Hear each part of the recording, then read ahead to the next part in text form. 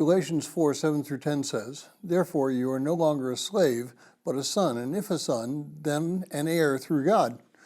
However, at that time, when you did not know God, you were slaves to those which by nature are no gods. But now that you have come to know God, or rather be known by God, how is it that you turn your back again to the weak and worthless elemental things to which you desire to be enslaved? You observe days and months and seasons and years."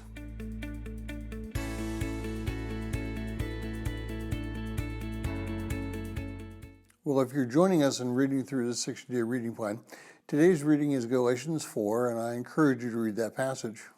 Well, those who practice the law to obtain righteousness always fail. Sin always gets in the way, and there's no way that one can overcome our desire to serve ourselves rather than our desire to serve God. But that does not keep us from trying sometimes, and this is obviously a self-defeating exercise. In the Old Testament, salvation and righteousness before God was always based on faith, not on works. Genesis 15:6, Psalm 51:16-17. What then was the purpose of the law if it didn't lead to salvation and still doesn't? Well, the answer is simple. The law was a tutor so that we might recognize the righteousness of God versus our unrighteousness, Romans 7:7. The law never saved anyone. Salvation is always accomplished by faith in God's promises. Then why do some churches practice certain things that seem like they are the law? Well, this comes from things like fasting and vigils and the burning of incense and candles, etc. What is the purpose of their doing it when they don't have to? Well, there are actually two answers to the situation. The first one is control. Some of those churches believe that if you give members complete freedom, then they will exercise this freedom in a way that is not God-glorifying, and they'll lose the faith. On the other hand, there are some which believe that because we do not have to follow the law, we are able to do anything that we desire to do.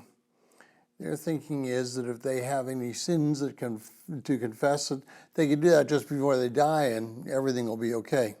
Well, the problem is that both these responses are wrong.